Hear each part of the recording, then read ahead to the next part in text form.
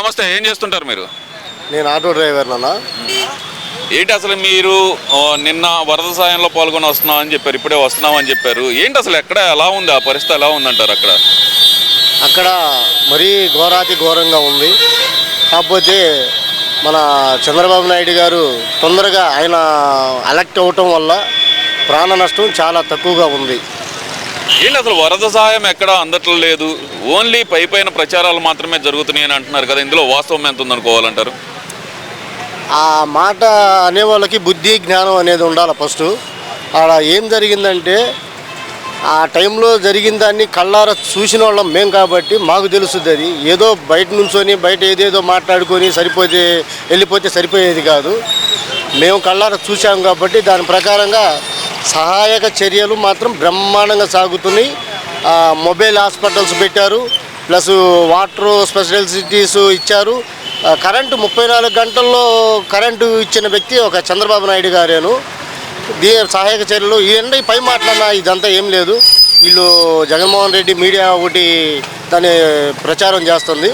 దాన్ని కూడా త్వరలోనే ఖండిస్తారు చంద్రబాబు నాయుడు గారు, చెప్పుకుంటూ వస్తున్నారు. అంటే ఇక్కడ ప్రధానంగా చూస్తే కనుక వరద బాధితులకు అసలు సహాయం అందించకుండా పైన ఫోజులు మాత్రమే కొడుతున్నారు. అక్కడ అధికారులు కానీ లేదంటే చంద్రబాబు నాయుడు గారు కానీ మొత్తం ఫోజులు మాత్రమే కొడుతున్నారు. క్షేత్రస్థాయిలో ఎవరు పనిచేయట్లేదు అంటున్నారు కదా. మరి నిన్న మీరు వెళ్ళినప్పుడు అక్కడ అసలు ఏం జరిగిందంటారు? అక్కడ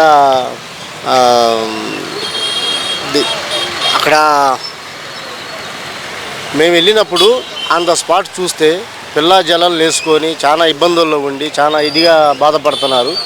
కాకపోతే సహాయక చర్యలు ఏమీ లోటు కాలేదు, అక్కడ అన్నీ బాగానే జరుగుతున్నాయి.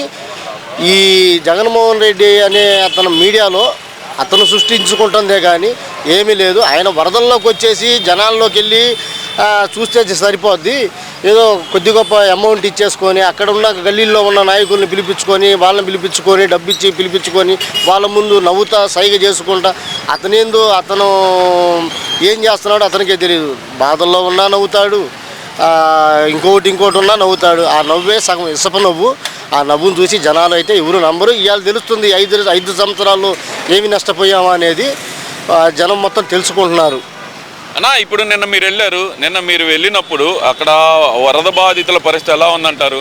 అంటే వాళ్ళకి 3 రోజుల నుంచి అసలు ఏం సహాయం అందట్లేదు అనేది ప్రధానంగా వస్తున్న ఆరోపణ. నిన్న మీరు వెళ్ళామంటున్నారు, అక్కడే ప్రత్యక్షంగా పాల్గొన్నారు, ఇప్పుడే తిరిగి వస్తున్నాం అంటున్నారు. ఎలా ఉంది అక్కడ పరిస్థితి? వరద బాధితులకు అసలు సహాయం అందుతుందా? మంచినీళ్ళు అందట్లేదు అంటున్నారు, ఆహారం అందట్లేదు అంటున్నారు, అసలు ఎలాంటి సదుపాయాలు అందట్లేదు అంటున్నారుగా. మరి ఆహారం అందట్లేదు, వాటర్ అందట్లేదు, ఇవన్నీ ఉత్తమ మాటలు. ఎక్కువయ్యి పడేస్తున్నారు, పక్కన పెడుతున్నారు. దాని గురించి అన్ని ఉత్తమ మాటలేనన్నా. మేము కళ్ళారా చూసాం కాబట్టి మేము వెళ్ళొచ్చాం కాబట్టి మేము చెబుతున్నాం. అందరికి చక్కగానే అందుతాయి కూడా. 34 గంటలు కరెంటు ఇటు ఎవరి వల్ల కాదన్నా. చంద్రబాబు నాయుడు గారి దగ్గరుండి ఎక్కడికక్కడ ట్రాన్స్ఫారాలు మార్చేసి ఎక్కడికక్కడ వైద్యం చూపించి ఏమీ జరగకపోతే ప్రాణ నష్టం ఎంత జరుగుతుందని అంత వరదకి తెలియదా? కొద్దిగా మాట్లాడే వాళ్ళకి జ్ఞానం ఉండొద్దా కొంచెమన్నా? సవాలు కొట్టుకొచ్చినాయి, 32 మంది చనిపోయారు, అయినా ఈ ప్రభుత్వానికి చేయం కుట్టినట్లేదు అంటున్నాడుగా మరి జగన్మోహన్ రెడ్డి. అవన్నీ ఉత్తమ మాటలన్నా. ఇప్పుడు అది కూడా తేలుతుంది. పొడవులో కావాలని ఎవరు వదిలారో లాకుల మీదకి ఎవరు పగలగొట్టారని జనానికి తెలుస్తుంది. నిదానంగా కొద్దిగా టైం పట్టుద్ది అన్న. ఇది ముఖ్యంగా ఈ వరదలకు ప్రధాన కారణం చంద్రబాబు నాయుడు ఇల్లు ములగకుండా ఉండడానికి గెలిచిన గేట్లే ప్రధాన కారణం అంటున్నాడుగా మరి జగన్మోహన్ రెడ్డి. లేదన్న.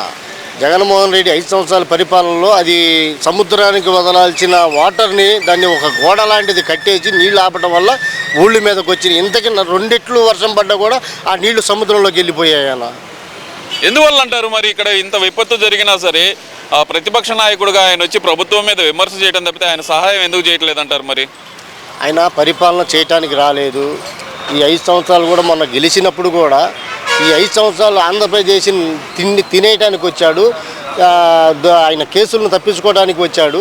ప్లస్ ఇంకోటి ఏంటంటే ఆయన ఆస్తులు కూడబెట్టుకోవడానికి వచ్చాడు. అంతేగాని అసలు ఏ ముఖ్యమంత్రి, మాజీ ముఖ్యమంత్రి అన్నోడు ఇంత విపత్తు జరుగుతుంటే 80 రోజులు కాలేదు ఓడిపోయి.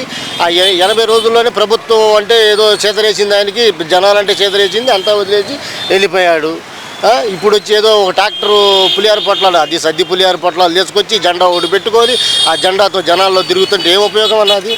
సద్ది పులిహార పొట్లాలు ఇదే నన్ను కొత్త న్యూస్ చెబుతున్నావు నువ్వు. ఎస్, మేము వెళ్ళినప్పుడు మా ఎదురుగా ఒక ట్రాక్టర్ వెళ్తుంది.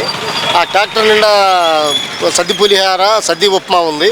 అది తీసుకున్న వాళ్ళు తీసుకొని అక్కడే పడేశారు. ఇప్పుడు కూడా ఉన్నాయండి. ఆ బ్రిడ్జి మీద వెళ్ళి చూడండి, ఆ లాకులు ఆ బ్రిడ్జి దగ్గర. ఇక్కడ కూడా పార్టీ ప్రచారాలు ఇక్కడ కూడా ట్రాక్టర్కి జెండాలు కట్టుకొని రావటం అంటే మీరు కూడా అలాగే జెండాలు కట్టుకొని వెళ్ళారా?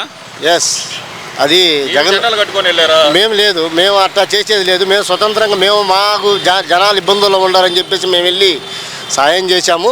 మా పార్టీ సహాయం చేస్తుంది. ఎవరు కూడా ఏ ఒక్క జెండా పెట్టుకొని తిరగలేదు. కాకపోతే జగన్మోహన్ రెడ్డి మాత్రం ఆయన ఇంటింటికి బోర్డులు, చిల్లర కొట్లు బోర్డులు ఎట్ట పెట్టాడు, అట్నే ట్రాక్టర్ కూడా వచ్చింది, జెండా పెట్టుకొని వచ్చింది. అది ఒక ట్రాక్టర్ వచ్చింది. ఒక ట్రాక్టర్.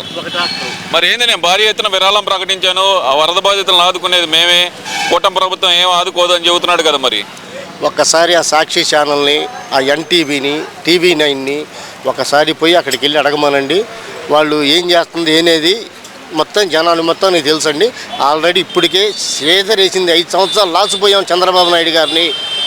అసలు ఎందుకు ఈ బాధపడ్డాము ఇప్పుడు తెలిసి వస్తుంది. వాళ్ళకి ఇంత నష్టం జరుగుతున్నా కనీసం జగన్మోహన్ రెడ్డి ప్యాలెస్ నుంచి ఊరకొచ్చి సైగ చేసుకుంటూ నవ్వుతా వెళ్ళిపోతున్నాడు. గతంలో వరదలు వచ్చినప్పుడు వారం 10 రోజుల తర్వాత వచ్చే జగన్మోహన్ రెడ్డి ఇప్పుడు మాత్రం 2వ రోజు 3వ రోజు బయటకు వచ్చి మరి ఆయన కూడా వచ్చారు కదా మరి వరద బాధితులను పరామర్శించడానికి. మరి దాన్ని ఎలా చూడాలంటారు? వచ్చారు కదా మరి ఆయన కూడా. వరదల్లోకి రాలేదు కన్నా, నీళ్ళల్లోకి ఏమి దిగాడా, వరదల్లోకి వచ్చాడా, ఇంటింటికి వెళ్ళి పరామర్శించాడా? లేదే. వచ్చాడు మెయిన్ రోడ్లో, ఎక్కడైతే నీళ్లు లేవో, ఎక్కడైతే మెరక ప్రాంతం కొట్టుకుపోతాడని భయంతో ఎక్కడైతే మెరక ప్రాంతం ఉందో ఆ ప్రాంతంలో ఉండి సిగ్గులేని నవ్వులు నవ్వుకుంటా చక్కగా, అసలు వాడికి ఆ నవ్వు అతనికి ఎలా వచ్చిందో ఏందనేది ఆ భగవంతుడికే తెలియాలి. భగవంతుడికి తెలుసు కాబట్టే చిత్తుగా ఓడిచ్చారన్న. ప్రజలు ఈ వాలంటీర్ వ్యవస్థ ఉంటే కనుక బాగుండేదని కోరుకుంటున్నారు. నిజంగా వాలంటీర్లు ఉంటే సేవా కార్యక్రమాలు తొందరగా అందేయని అంటున్నారన్న. నిజంగానే నిన్న వాలంటీర్ వ్యవస్థ ఉంటే సేవా కార్యక్రమాలు అందేయ, స్వచ్ఛందంగా జనాలు వచ్చి సేవా కార్యక్రమాలు అందిస్తున్నారు అక్కడ. స్వచ్ఛందంగా ఒక పల్లెటూరు నుంచి యూత్ వచ్చేసారన్న. ఒక పార్టీతో సంబంధం లేదు, యూత్ వచ్చేసి సేవలు చేశారు. ఒక వాలంటరీ ఉంటేనే పెన్షన్లు ఇస్తారు, వాలంటరీ ఉంటేనే వ్యవస్థ నడుస్తుంది అన్న జగన్మోహన్ రెడ్డి వాళ్ళు థర్డ్ పార్టీ, వాళ్ళ మైండ్ సెట్ మొత్తం అంతే ఉంటుంది. ఇవాళ చూడిపోండి ఎట్ట పని చేస్తున్నారో ఒకసారి వెళ్ళి దగ్గరికి వెళ్ళి చూస్తే కానీ తెలుసుద్దన్న. వస్తాడంటారా మళ్ళీ? అసలు ఆయన ఈ వరద ప్రభావిత ప్రాంతాల్లో మళ్ళీ పర్యటిస్తాడంటారా? మరి ఎవరు? జగన్మోహన్ రెడ్డి ఇంకేడొస్తాడన్న, వెళ్ళిపోయాడుగా బెంగళూరు, ఇప్పుడల్లా రాడు. ఇప్పుడు వాళ్ళున్న బెనామీలు ఇప్పుడు ఎప్పుడైతే టీడీపీ ఆఫీసు మీద దాడులు చేసిన వాళ్ళు కూడా ఈరోజు రాత్రితోటి వెళ్ళిపోయారన్న. అందరూ జంప్ అయిపోయారు, ఒక్కళ్ళు కూడా లేరు. ఆయన కూడా రాడు. ఈ 150 గదులు అయితే ఎక్కడైతే కట్టించాడో 150 గదుల్లో ఈ 152 మందిని పెడతానికి ఆయన నిశ్చయంగా ఉన్నాడు. వాళ్ళకి అన్ని వసతులు కురుస్తాడు. జనాన్ని పట్టించుకోడు, జనాన్ని చూడడం. ఈ ఎవరైతే ఈ దాడులు చేశారో, దౌర్జన్యాలు చేశారో, రౌడీజం చేశారో, మటర్లు చేశారో, మానభంగాలు చేశారో వీళ్ళందరికీ మొత్తానికి కూడా వసతులు కల్పిస్తాడు. Thank you.